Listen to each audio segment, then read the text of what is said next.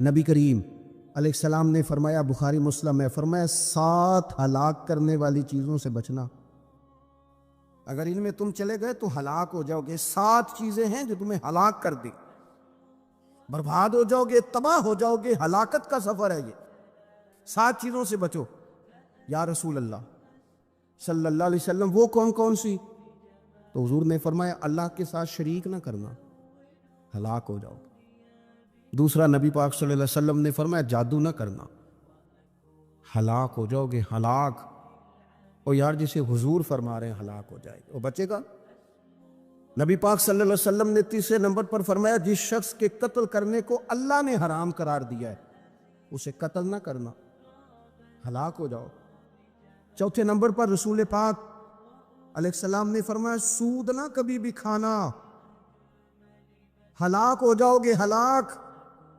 بڑی بڑی دلیلیں نہیں بینک والوں نے، بڑا سمجھایا تو حادثہ مان گئے، محترم مان گئے، کہنے لگے نہیں جی نہیں، وہ کاروبار میں لگاتے ہیں۔ بڑے بھولے والے ہیں ہم، پتہ سارا ہے۔ اور دیکھو سب کاموں کے باوجود مستقل بینکوں میں پیسے اس اکاؤنٹ میں رکھے ہوئے ہیں جہاں سے مستقل سود آتا ہے۔ حضور نے فرمایا، نہ کرنا یہ کام۔ تو کہتا ہے میں سود پہ پیسے لے کے کاروبار چمکاؤں گا، تیرے نبی پاک نے تو فرمایا تو ہلاک ہو جائے گا۔ تو کہتا ہے میں میل لگاؤں گا، حضور نے تو فرمایا ہلاکت ہے۔ تو کہتا ہے میں بڑا کچھ کر جاؤں گا تو ہلاکت ہے۔ اچھی طرح سمجھ لیں، اصل مال بھی ضائع ہو جاتا ہے اس بندے کا جو سود کا مال ملا لیتا، اصل برکت بھی اڑ جاتی۔ اور میرے نبی پاک صلی اللہ علیہ وسلم نے 5ویں نمبر پہ فرمایا، یتیم کا مال نہ کھانا، ہلاک ہو جاؤ گے، نہ کھانا ان کا مال۔ یہ کروڑوں ہو، اربوں ہو یا 10 روپے ہو، یتیم کا پیسہ نہ کھا جانا، ہلاک ہو جاؤ گے، ہلاکت تمہیں آ لے گی۔ اور پھر 6 نمبر پر نبی پاک علیہ السلام نے فرمایا، کفر سے جہاد ہو رہا ہو تو کبھی پیٹھ پھیر کے بھاگنا نہ، ہلاک ہو جاؤ گے۔ اور 7ویں نمبر پر اللہ کے رسول نے فرمایا، بے قصور اور بے گناہ عورت پر تہمت نہ لگانا، بلا وجہ بہو کے کھاتے نہ کچھ ڈال دے، بلا وجہ بھابھی اور بیوی اور کسی بھی خاتون پر کوئی الزام بے قصور عورت پر بہتان نہ لگانا۔ ایک تو بات ہے اسے مارنا، اور ایک یہ ہے کہ کوئی تکلیف دینا، اور ایک خالی اتنی بات کی کہ بہتان بھی نہ لگانا، اس پر الزام نہ لگانا۔ یعنی تم نے صرف بے قصور عورت پر الزام ہی لگایا تو حضور فرماتے ہیں ہلاک ہو جاؤ، یہ ہلاکت والا کام ہے۔ حضرت ابو محذورہ رضی اللہ تعالی 15 سال کے نوجوان تھے، رسول رحمت صلی اللہ تعالی علیہ وسلم نا مقام جارانہ پہ تشریف فرماتے۔ جو لوگ عمرہ کرنے جاتے ہیں نا، وہ جب جارانہ سے جا کے احرام باندھتے ہیں تو کہتے ہیں بڑا عمرہ کر رہے ہیں۔ تو حضور مقام جارانہ پر تشریف فرما تھے، حنین سے واپسی پر۔ تو ظہر کا وقت ہو گیا تو نبی کریم علیہ السلام نے سیدنا بلال حبشی رضی اللہ تعالیٰ عنہ سے فرمایا، اذان پڑھو۔ حضرت بلال نے اذان پڑھی تو 3-4 نوجوان نا بکریاں چرا رہے تھے، انہوں نے حضرت بلال کی نقلیں اتارنی شروع کر دی۔ تو حضرت بلال کی نہ نقل اتاری تو جوانوں میں جوان تھے، حضرت ابو محذورہ رضی اللہ تعالیٰ عنہ، تو آواز بڑی پیاری تھی۔ تو ان کی طبیعت میں بھی نا، جو جیسے بچوں کی طبیعت میں وہ ایک بات اٹھتی ہے، شغل کرنا، پیار کرنا، مزاح کرنا، دل لگی کرنا، وہ بھی دل لگی کرنے لگ کے حضرت بلال کی نقلیں اتارنے لگے۔ حضرت بلال کہتے اللہ اکبر اللہ اکبر تو وہ بھی کہتے، حضرت بلال کہتے اشہد ان لا الہ الا اللہ تو وہ بھی کہتے۔ وہ نا وہ حضرت بلال کی بات دہرا رہے جناب ابو معذورہ۔ تو حضرت بلال جہاں آذان میں تھوڑی آواز روکتے، یعنی اللہ اکبر کہہ کے جہاں وقفہ کرتے نا، وہ حضرت ابو معذورہ اذان پڑھتے، دور کھڑے تھے۔ بس کرم ہو گیا، ان کی آواز حضور کے کانوں میں پڑ گئی، مجھ پہ محشر میں نصیر ان کی نظر پڑ ہی گئی۔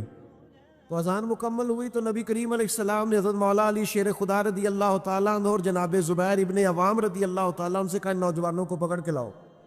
وہ چاروں کو لے آئے، حضور نے فرمایا کون پڑھ رہا تھا اذان؟ تو چاروں ہی چوپ، حیا ہے، خجالت ہے، چپ کر کے، بچے بڑے پکے ہوں دے جے، وہ 4 نوجوان ہیں۔ تو نبی کریم نے فرمایا کون اذان پڑھ رہا تھا؟ بولتے ہی نہیں، چاروں چوپ ہیں، لباں تے موہراں لگیاں، بولن دی جاچ بھول گئی، اوتھے زباناں تائیں کھولن دی جاچ بھول گئی۔ جا کے مدینے اتھرو میرے سوال بن گئے، بولتے کوئی نہیں، جواب ہی کوئی نہیں دے رہے۔ تو یہ تو کریم محبوب ہے نا، حضور کو تو ساری حکمتیں آتی ہے نا۔ کریم فرمانے لگے چلو باری باری اذان سناؤ۔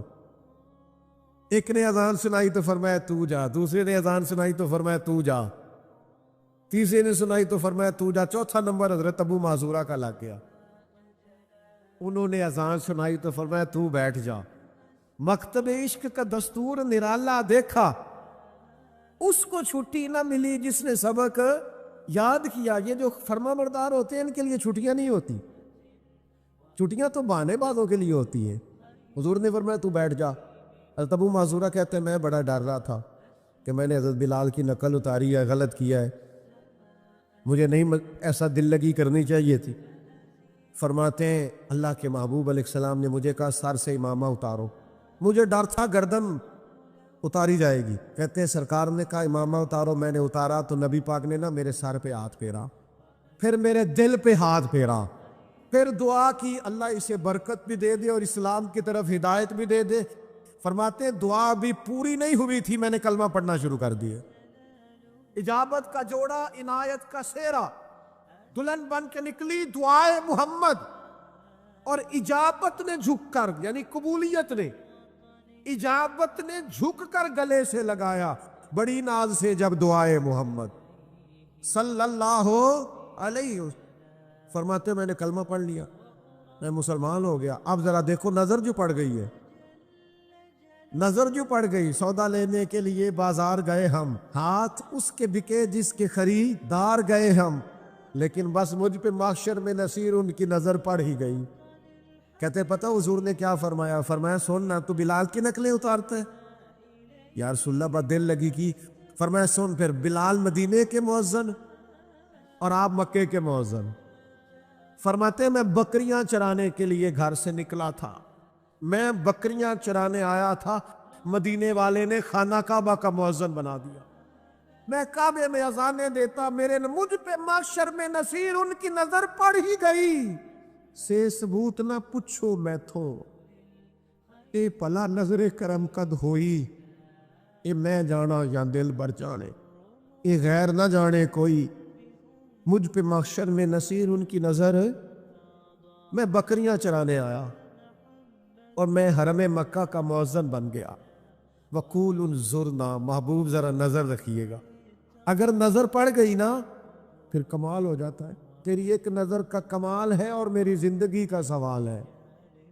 اگر نظر ہو جائے، اگر نظر ہو جائے، اگر نظر کرم، سادہ بندہ دیہاتی آدمی کسی گاؤں کا رہنے والا نبی پاک علیہ السلام کے لیے ترکاریاں، پھل، سبزیاں، دیہات کی سوغاتیں لے کے آتا، حضور انہیں شہر کے تحفے دیتے، بس پھر مجھ پہ محشر میں نصیر ان کی نظر پڑ ہی گئی۔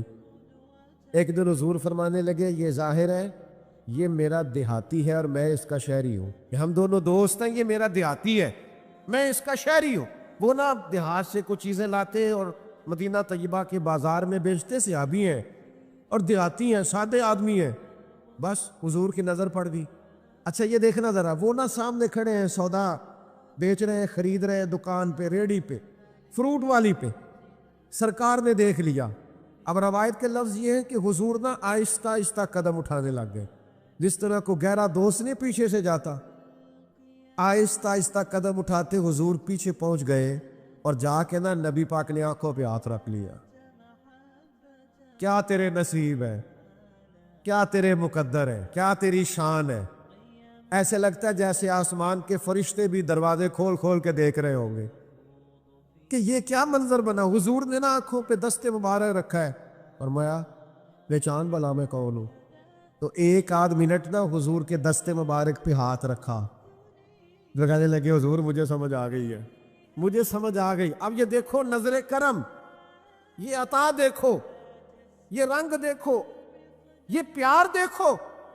نبی کریم نے ان کا بازو تھاما اور حضور فرمانے لگے میں نے غلام بیچنا، کوئی خریدے گا؟ کتنا خوش قسمت ہے جس کا بازو پکڑ پکڑ کے لوگ بلاگ نہیں کرتے یہ جیت گیا ہے، یہ جیت گیا، اور جس کا بازو حضور تھام لے۔ میں نے بیچنا ہے، کوئی خریدے گا؟ تو پہلے حضرت ظاہر ہنس رہے تھے، پھر رو پڑے، کہنے لگے حضور نہ میں پڑھا لکھا، نہ میرا رنگ گورا، نہ مجھے کوئی کام آتا ہے، میرا روپ بھی نہیں، میرا رنگ بھی نہیں، میں نے یار منان دا ٹنگ بھی نہیں، حضور کون خریدے گا؟ تو پہلے حضور نے پیچھے سے ہاتھ تھاما ہوا تھا، پھر محبوب نے بازو ان کا پھیر کے اپنے سینے سے لگایا، فرمایا کیا کہا تو نے؟ کون خریدے گا؟ فرمایا لوگوں کی نظر میں تیری قدر ہو نہ ہو، رب کی نظر میں تیری بڑی قیمت ہے۔ بس مجھ پہ محشر میں نصیر ان کی نظر پڑ ہی گئی۔ یہ نظر حضور کی پڑ جائے، یہ سرکار کا کرم ہو جائے۔ بعض لوگ کہتے ہیں جناب نظر کرم کیا ہوتی ہے؟ میں کہ دسی نہیں جانتی ہے، جدو ہو جائے ادو ہی پتہ لگتا جی۔ کچھ چیزیں ایسی ہیں جو دکھائی جاتی، یہ نہ ہو جائے تب بھی۔ وہ ایک بچہ رہنے لگ گیا تھا نا کسی بزرگ کے پاس، ان کا والد لینے آیا تو اس نے کہا پتر چل میں بڑے پیر ویکھے نے۔ کچھ لوگوں نے بڑے ویکھے ہوندے نے، گل بھی ٹھیک ہے، کیونکہ انہوں کا کام بھی صرف ویکھنا ہی ہوتا ہے، سکھنا سکھانا نہیں ہوتا۔ ادھر ویکھیا، انہوں ہی ویکھیا، اتھے ہی ویکھیا۔ کچھ بندے سودا لین جاندے نے، کچھ ریٹ پتہ کرن جاندے نے۔ اس نے کہا پتر چل میں بڑے پیر ویکھے نے، ایتھے نہیں رہنا، چل چلیے۔ بچہ سیانا تھا، وہ مسکرا کے کہنے لگا ابا جی تساں تے بڑے ویکھے نے، تہانوں نہیں نہ کسے ویکھیا، ایک کدے کو تہانوں بھی ویکھ لیندا نا۔ مجھ پہ محشر میں نصیر ان کی نظر پڑ ہی گئی۔ یہ کبھی آپ کو بھی کو دیکھ لیتا تو آپ کو بھی مسئلے کی سمجھ۔ مسئلہ یہ ہے کہ آپ نے سب کو دیکھا ہے، آپ کو کسی نے دیکھا، وہ اگر دیکھ لے، وہ کبھی اگر دیکھ لے، اور وہ اگر کبھی نظر کرم کر دے۔ میرے اساں فرمایا کرتے تھے ہمیں ساری دنیا بھی بتائے نا معاذ اللہ کہ حضور دیتے نہیں، ہم نہیں مانتے۔ سارے لوگ بھی جمع ہو کے کہیں نا معاذ اللہ کچھ نہیں دیتے تو ہم نہیں مانتے۔ کیوں؟ کہ ہمیں تو حضور نے دیا ہے۔ تو جنہوں ملیا ہوئے انہوں کو منا سکتا ہے، وہ اندر نہیں مینوں ملیا میں تیری کیویں مان لاں، مجھے تو ملا ہے، مجھے دیا ہے۔ تو جب ملا ہے، جب دیا ہے، تو میں آپ کی بات کیسے مان لوں؟ یہ جو نظر کرم ہے، یہ جو نظر عنایت ہے، یہ جو نظروں میں رہنا ہے، یہ جو نظروں میں آنا ہے، یہ کمال ہے اگر کسی کو نصیب ہو جائے تو۔ 2-3 دن ہو گئے، حضرت ثابت بن قیس بن شماس انصاری صحابی رسول ہیں، 2-3 دن ہو گئے مسجد شریف میں نماز پڑھنے نہیں آ رہے۔ نبی پاک علیہ السلام نے فرمایا پتہ کرو کیوں نہیں آتے، بس نظر جو پڑ گئی، کیوں نہیں آ رہے پتہ کرو۔ تو صحابہ نے عرض کی یا رسول اللہ صلی اللہ تعالیٰ علیہ وسلم، ان کو نہ سکل سماعت کا عارضہ ہے، ذرا اونچا سنتے، تو جو آدمی اونچا سنتا ہے وہ بولتا بھی اونچا ہے۔ تو جب سے یہ آیت نازل ہوئی ہے نا یا ایھا الذین آمنوا لا ترفعوا اصواتکم فوق صوت النبی، اے ایمان والو اپنی آوازیں نبی پاک علیہ السلام کی آوازوں سے اونچی نہ کرو۔ جب سے یہ آیت نازل ہوئی ہے تو انہوں نے تو اپنے آپ کو گھر میں قید کر لیا ہے، وہ سمجھتے ہیں میں اونچا بولتا تھا کہیں میرے بارے میں تو نہیں آ گئی۔ تو بس نظر جو ہو گئی تھی، حضور نے فرمایا بلا کے لاؤ۔ تو صحابی بلانے گئے، کہا چل تجھے حضور نے بلایا ہے، تے جے محبوب بلاوے ایک دم تے سر نو پیر بنائیے، اس سر منگے تے سر دے دئیے، کدے بھی دیر نہ لائیے، تے یار دا کدے بھی گلا نہ کریے، پاواں سینک دے ہی مر جائیے۔ سجنا یہاں تے لائیے ہی نہ، جے لائیے تے توڑ نہیں پائیے۔ حضور نے بلایا ہے، دوڑے آئے۔ محبوب نے فرمایا کیا ہوا یا رسول اللہ میں ہی اونچا بولتا، تو فرمایا تو بھولا آدمی ہے۔ اب دیکھو وہ حضور کے ادب میں رو رہے ہیں تو کریم کی نظر ہو گئی، تو حضور نے 3 بشارتیں عطا کی، فرمایا 3 خوشخبریاں سن، تیری زندگی عزت والی گزرے گی، موت شہادت کی ملے گی، اور اللہ بغیر حساب کے جنت عطا کرے گا۔ بس نظر جو پڑ گئی، صحابہ فرماتے ہیں وہ 3 خوشخبریاں ملی، ہر بندہ ان کی عزت کرتا تھا، کیونکہ عزت حضور کی نظر کرم سے ملی ہے۔ فرماتے ہیں حضرت صدیق اکبر کے زمانے میں مسلمہ کذاب کے خلاف لڑتے ہوئے شہادت سے وصال فرمایا۔ فرماتے ہیں 2 خوشخبریاں پوری ہو گئی، اور تیسری کا بھی یقین ہے سب کو، ذرہ برابر بھی ڈاؤٹ نہیں، واحد بندہ، حساب ہونا ہی کوئی نہیں، سیدھے ہی اللہ تعالیٰ جنت عطا فرمائے۔ کیوں؟ نظر کرم جو ہو گئی ہے۔ یہ نظر کرم کا سوال کرو محبوب سے، مجھ پہ بھی چشم کرم اے میرے آقا کرنا، حق تو میرا بھی ہے رحمت کا تقاضا کرنا۔ حضور میرا بھی تو حق بنتا ہے نا، کو تھوڑی سی مجھ پہ بھی ہو جائے، اور یہ نظر کرم ہو جاتی ہے۔ مسلم شریف میں موجود ہے، اونٹ دوڑا دوڑا آ گیا. اونٹ، انسان تو انسان رہے، جانوروں پہ بھی ہو جاتی. ایک اونٹ دوڑا دوڑا آ گیا، آ کے نا نبی کریم کے کان میں کچھ کہا. حضرت تمیم داری رضی اللہ تعالیٰ عنہ حدیث کے راوی ہیں، فرماتے اس نے حضور کے کان مبارک میں کچھ کہا تو حضور نے نا اس کی گردن پہ دست شفقت دے رہا. فرمایا تو فکر نہ کر، اگر تو سچا ہے تو تیری مدد ہوگی، اور اگر تو جھوٹ بول رہا ہے تو تجھے تیرے جھوٹ کی سزا ملے گی. مسلم شریف کی حدیث سنا رہا ہوں. اونٹ کان میں کچھ کہہ رہا ہے، حضور فرمانے لگے فکر نہ کر، تیرا مسئلہ حل ہو جائے گا. تو جو محبوب جانوروں کے مسئلے حل کرتے ہیں تو مجھ پہ بھی چشم کرم ہے میرے آقا کرما. حق تو میرا بھی ہے رحمت کا تقاضا کرنا. تو کہ اٹھاتا نہیں کسی کو بھی اپنے در سے، کہ تیری شان کے شایع نہیں ایسا کرنا. صحابہ نے پوچھا یا رسول اللہ اونٹ کیا کہتا ہے؟ تو محبوب فرمانے لگے یہ کہہ رہا ہے میرے مالک مجھے ذبح کر کے کھانا چاہتے تو میں دوڑ آیا ہوں. تھوڑی دیر گزری تو وہ مالک بھی آ گئے، پیچھے پیچھے رسیاں پکڑی ہیں، چھرے پکڑے. حضرت تمیم داری کے لفظ ہے، فرماتے ہیں جب وہ مالک آئے نا اونٹ کے، تو اونٹ نا نبی پاک کے پیچھے چھپنا شروع ہو گیا. حضور کے پیچھے چھپ رہا ہے. اسے پتا ہے مجھے کون بچائے گا، اسے سمجھ آ رہی ہے مجھے کون بچائے گا، کون میری داد رسی کرے گا، اسے سمجھ آ رہی ہے. قربان جائیں میرے نبی پاک صلی اللہ علیہ وسلم نے جب اس کے مالک آئے تو نبی کریم علیہ السلام نے فرمایا تمہارا اونٹ کہتا ہے کہ میں نے بڑا عرصہ ان کی خدمت کی ہے، جب موسم سرد ہوتا تھا تو یہ میرے اوپر بیٹھ کر گرم علاقوں میں جاتے تھے، جب موسم گرم ہوتا تھا تو پھر میرے اوپر گھاس وغیرہ رکھ کے لاتے تھے، اور جب میں تھوڑا عمر رسیدہ ہو گیا تو پھر انہوں نے مجھے افزائش نسل کے لیے رکھ لیا. میری نسل سے ان کے کئی اونٹ ٹھیک کہتا ہے؟ یا رسول اللہ بالکل بات ایسے ہی ہے. تو حضور فرمانے لگے یہ کہتا ہے اب میں بوڑھا ہو گیا ہوں تو ذبح کر کے کھانے لگے. نبی کریم فرمانے لگے کیا کسی خدمت گزار کا یہ صلہ لوگ دیتے ہیں تم ذبح کرنے لگے ہو؟ تو یا رسول اللہ آپ ہمیں واپس کر دیں، نہ ہم ذبح کریں گے نہ کوئی سے تکلیف دیں گے. تو حضور نے فرمایا نہیں اب تو آ گیا کہ اب تو نظر کرم ہو گئی نا، مجھ پہ محشر میں نصیر ان کی نظر پڑ جو گئی، اب تو آ گیا. کریم فرمانے لگے بیچ دو میرے ہاتھ. یا رسول اللہ آپ رکھ لیں. فرمایا نہیں بھائی پیسے دوں گا. 100 دینار میں نبی پاک نے خرید لیا، اور خرید کے فرمایا جا تو آزاد ہے. یعنی ہم اپنے جملوں میں بات سمجھائیں تو حضور نے فرمایا جا موج کر، تینوں کو نہیں پوچھتا، جا موج کر. تو صحابہ فرماتے ہیں وہ اونٹ گیا پھر واپس آیا. حضور کے کان میں کوئی بات کی، نبی کریم نے فرمایا آمین. دوسری بات کی کہا آمین، تیسری بات کی کہا آمین، چوتھی بات کی تو حضور نے آمین بھی کہا اور رونے بھی لگے. نبی پاک علیہ السلام سے صحابہ نے عرض کی حضور یہ کیا کہتا ہے؟ تو حضور فرمانے لگے اس نے پہلی دعا یہ دی ہے کہ یا رسول اللہ اللہ تعالیٰ آپ کو قرآن اور اسلام کی طرف سے بہترین جزا دے. تو میں نے کہا ہے آمین. پھر اس نے کہا ہے یا رسول اللہ اللہ آپ کی امت کو دوزخ سے بچائے. تو میں نے کہا ہے آمین. پھر اس نے کہا یا رسول اللہ جس طرح آپ نے میرا خوف دور کیا ہے، میری دعا ہے اللہ آپ کی امت کا خوف دور کرے. تو میں نے کہا آمین. پھر اس نے چوتھی دعا کی ہے اور میں رو پڑا ہوں. اس نے دعا کی ہے یا رسول اللہ اللہ کرے آپ کی امت آپس میں جنگ و جدال نہ کرے. عرب کے لوگ جو تھے وہ بڑی بڑی وہم کا شکار تھے، بڑی بڑی اوہام پرستی کا شکار تھے. یہ آج کل بھی وہم بہت زیادہ ہے نوجوانوں میں، یعنی کوئی فیصلہ پکا ہے ہی نہیں، کوئی پکی بات ہی نہیں کرتے، یہ کر لوں کہ نہ کروں.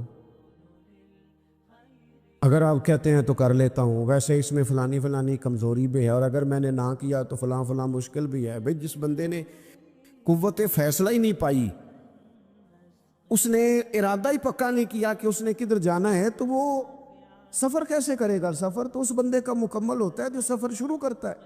عرب کے لوگ بھی بڑے بڑے اوہام پرستی کا قائل تھے. وہ جب قربانیاں کرتے تھے تو ان کا گوشت لا کے کعبے کی دیواروں کے ساتھ ملا کرتے تھے. یہ قبولیت کی علامت ہے. سارے کپڑے اتار کے کعبے کا طواف کرتے تھے. جب احرام باندھ لیتے، حج عمرے کا ارادہ کرتے تو دروازوں سے داخل نہیں ہوتے تھے. وہ کہتے تھے کہ دروازے گناہگار ہیں اور ہم چونکہ اب نیک کام کر رہے ہیں لہذا اوپر سے ہو کے آئیں گے. رسول کریم علیہ السلام نے انہیں ان سارے وہموں سے، ساری پریشانیوں سے، ان ساری بدشگونیوں سے نکال کے کہا اللہ تمہارا مالک ہے، اللہ تمہارا محافظ ہے، ہوگا وہ جو رب چاہے گا۔ ذرا ذرا سی بات پہ سہم جانا، ذرا ذرا سی بات پہ ڈر جانا۔ حضور نے لوگوں کو قوت فیصلہ عطا کی، اور اتنی بڑی قوت فیصلہ حضور نے دی کہ کل تک جو فیصلہ کر نہیں نہ پا رہے تھے، آج انہوں نے اس طرح کے فیصلے کیے کہ اپنی ساری کی ساری اولادیں لے کر وہ میدانوں میں کھڑے ہو گئے۔ وہ ڈٹ گئے کہ ہم نے کفر کے مقابلے میں جہاد کرنا ہے۔ انہوں نے طے کر لیا کہ حق کیا ہے، سچ کیا ہے۔ نبی پاک علیہ الصلوۃ والسلام نے ہمیں عقیدہ توحید دیا، اور وہ طے کر کے دیا ہے نبی پاک نے، سجدہ سوائے اللہ کے کسی کو جائز، اگر کوئی عبادت کی نیت سے کرتا ہے تو سجدہ کفر ہے، اور اگر تعظیم کی نیت سے کرتا ہے تو حرام ہے۔ اعلیٰ حضرت بریلوی رحمۃ اللہ علیہ نے 50 کے قریب دلائل کتاب و سنت سے، اور 100 سے زیادہ دلائل فقہ اور اصول فقہ سے بیان فرمائے ہیں کہ کسی اور کے لیے تعظیمی سجدہ بھی حرام ہے۔ نبی پاک علیہ السلام تشریف فرما تھے تو کچھ جانوروں نے آ کے حضور کے قدموں پہ سجدہ کیا، پیش نظر ہے وہ نوبہار، اور سجدے کو دل ہے بے قرار، روکیے سر کو روکیے، یہی تو امتحان ہے۔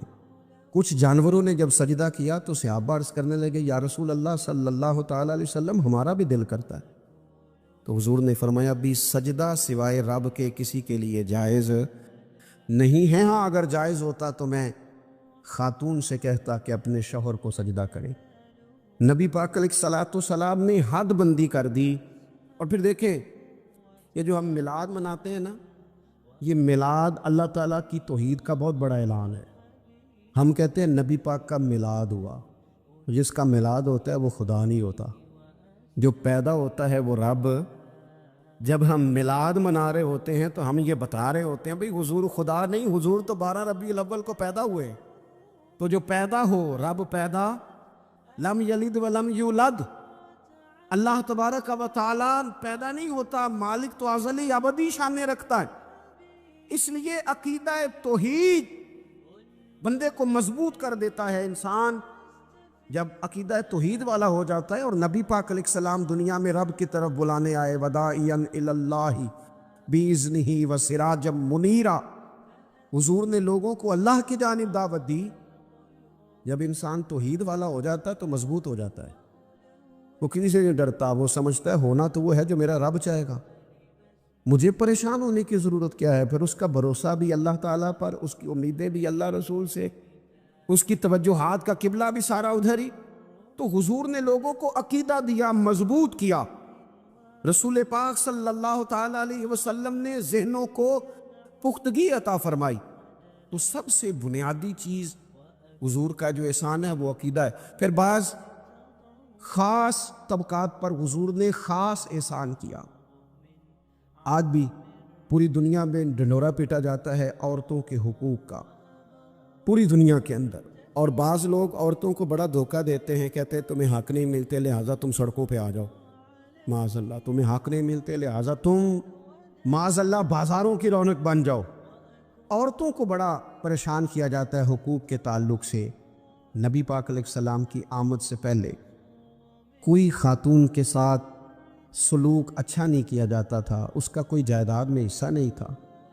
عورت کا خامد اگر فوت ہو جاتا تو اپنے سسرال کے خاندان کی پراپرٹی بن جاتی، معاذ اللہ، اور جس کے مرضی چاہے سپرد کر دیتی۔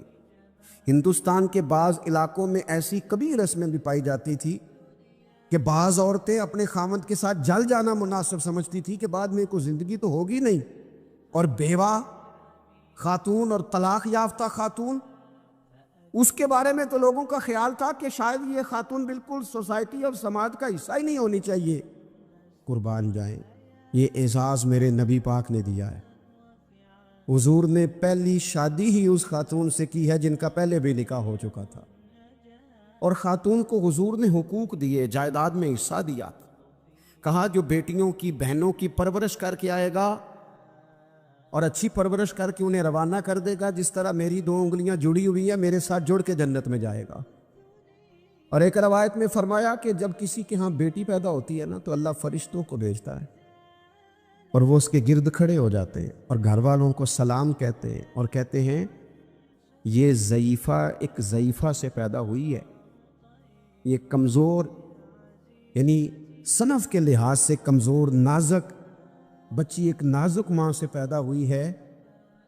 فرشتے کہتے ہیں جو اس کی پرورش کرے گا نا، اللہ قیامت تک اس کی مدد کرے گا، اس کی ہمیشہ مدد ہوتی رہے۔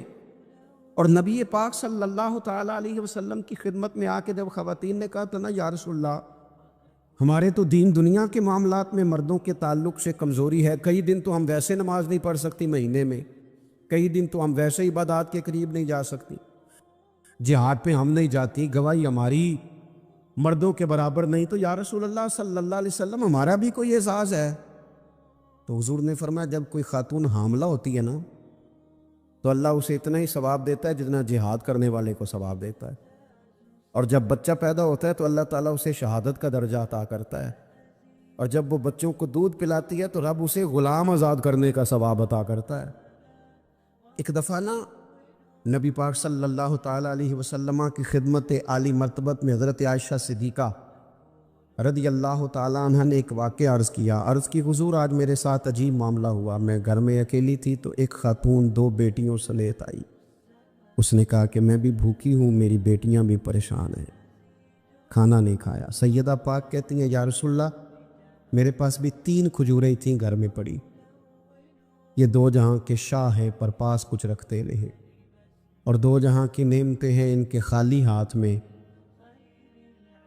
فرماتی ہیں وہ تینوں کھجوریں میں نے ان تینوں ماں بیٹیوں کو دے دی، ماں نے پہلے ایک ایک کھجور دونوں بیٹیوں کو دی، پھر بچیاں وہ کھجور کھا کے ماں کی طرف دیکھنے لگی، تو جو کھجور ماں کے پاس تھی اماں نے اس کے بھی 2 حصے کر کے بیٹیوں میں بانٹ دیے۔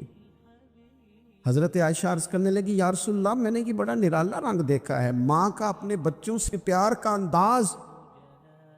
تو حضور نے کیا فرمایا؟ نبی پاک علیہ الصلوۃ والسلام فرمانے لگے سن پھر، اللہ تعالیٰ نے اس عورت پر جنت کو واجب کر دیا، فرمایا اللہ نے اسے جہنم سے دور کر دیا، جو بیٹیوں کے معاملے میں آزمایا گیا، اور جس نے پھر ان کے ساتھ اچھا سلوک کیا۔ اپنا حضور کا عمل یہ تھا کہ حضور کی بڑی صاحبزادی سیدہ زینب رضی اللہ تعالیٰ عنہ، یہ حضور کی سب سے بڑی صاحبزادی ہیں، یہ بخاری میں آپ کو ملے گا کہ ان کی بیٹی جناب امامہ بنت زینب چھوٹی سی عمر تھی، تو جب حضور نماز کے لیے آتے تھے تو نواسی کو اٹھا کے ساتھ لے آتے تھے، اور وہ حضور نماز پڑھتے تھے تو وہ نبی پاک کے کندھوں پہ کھیلتی تھی۔ حضور نے عملاً بیٹیوں سے پیار کرنا سکھایا، بیٹیوں سے محبت کریں، بیٹیوں سے پیار کرو۔ بیٹیاں بڑی خیرخواہ ہوتی ہیں، بیٹیاں ماں باپ کی بڑی وفادار ہوتی ہیں، بیٹیاں بڑا خاص تعلق رکھتی ہیں۔ جوانوں آپ سے بھی کہوں گا بہنوں کی طرف توجہ رکھیں، جو کسی کی بہن آپ کے گھر ہے اس کا بھی خاص احساس کریں، وہ بھی کسی کی بہن ہے، لیکن اپنی بہن کے ساتھ بھی خاص نسبت کا تعلق قائم رکھیں، رشتوں میں اعتدال ہونا چاہیے۔ اس صنف کو نبی پاک علیہ السلام نے خاص کر کے نوازا ہے، اور ہمارا بھی ان کے ساتھ خاص رشتہ ہونا چاہیے۔ اسی طرح کا معاملہ یتیموں کے ساتھ ہے، کمزوروں کے ساتھ ہے۔ دیکھو آج نا ہمارے ہاں کمزوروں، غریبوں، مسکینوں، یتیموں کی مدد تو کی جاتی ہے، لیکن انہیں لوگ اپنے ماحول کا حصہ نہیں بناتے۔ یعنی کبھی گئے تو غریبوں میں آٹا بانٹا ہے، کبھی گئے تو غریبوں میں جا کے کپڑے تقسیم کرا ہے، کبھی گئے تو غرباء کو کچھ وقتی طور پر کچھ ضروریات زندگی دے دی، کبھی عیدیاں بانٹ دی، کبھی سیلاب زدگان میں چلے گئے۔ غرباء کو کچھ نہ کچھ صدقات تو دے دیے جاتے ہیں، ان پر کچھ خیرات تو کر دیا جاتا ہے، لیکن انہیں سوسائٹی کا ماحول کا حصہ نہیں بنایا جاتا۔ ایسا نہیں ہوتا کہ ان غرباء کے بچوں کو اٹھا کے بڑے شہروں میں لایا جائے، ان کی تعلیم کا خیال کیا جائے، انہیں اپنے ماحول میں رکھا جائے، ان کی بہترین پرورش کا بندوبست کیا جائے۔ کائنات میں بڑے لوگوں نے کام کیا ویلفیئر کا، بڑے لوگوں نے غریبوں کے ساتھ تعاون کیا، بڑے لوگوں نے محبت کی، سب قابل تعریف ہے، لیکن ہم نے یہ کیا کہ ان کی امداد تو کی، لیکن ان کی محرومیوں کا ازالہ نہیں کیا. اور وہ امداد لے رہے تھے تو ان کی پچھلی نسل بھی امداد لے رہی تھی, یہ نسل بھی امداد لے رہی, اور خدا نہ کرے کہ اگلی نسل کو بھی امداد لینا پڑے. میرے نبی پاک صلی اللہ تعالیٰ علیہ وسلم کا انداز کچھ اس طرح کا ہے کہ امام بہقی نے لکھا ہے, حضرت بشیر بن عقبہ رضی اللہ تعالیٰ عنہ کہتے ہیں میرے والد انتقال کر گئے تھے اور میں ایک جگہ پہ بیٹھ کر رو رہا تھا کہ نبی پاک صلی اللہ تعالیٰ علیہ وسلم میرے قریب سے گزرے, کیوں روتے ہو؟ یا رسول اللہ میرے والد کا انتقال ہو گیا, میری والدہ رخصت ہو گئی. تو یہ ہمیں حضور نے سبق دیا ہے. یہ یتیموں غریبوں کا خیال رکھنے کا یہ بھی ایک نقطہ, یہ بھی انداز ہے. کائنات کا بڑے سے بڑا درد دل رکھنے والا بندہ یہاں تک نہیں جا سکتا جو میرے رسول کریم نے بیان فرمایا. کہتے ہیں نبی پاک علیہ السلام فرمانے لگے, بشیر بن عقبہ کیا تو اس بات پر راضی نہیں کہ میں تیرا باپ ہوں اور عائشہ تیری ماں ہو؟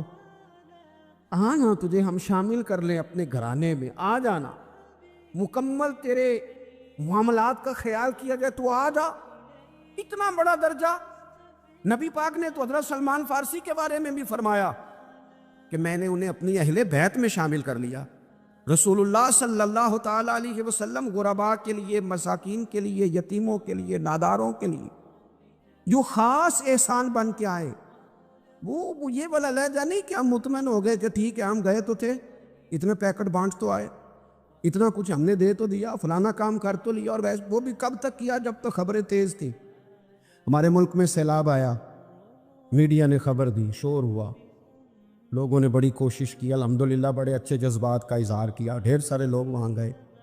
میں آپ سے پوچھتا ہوں کہ کیا سیلاب زدگان سارے اپنے اپنے گھروں میں چلے گئے؟ ان کے گھر بن گئے؟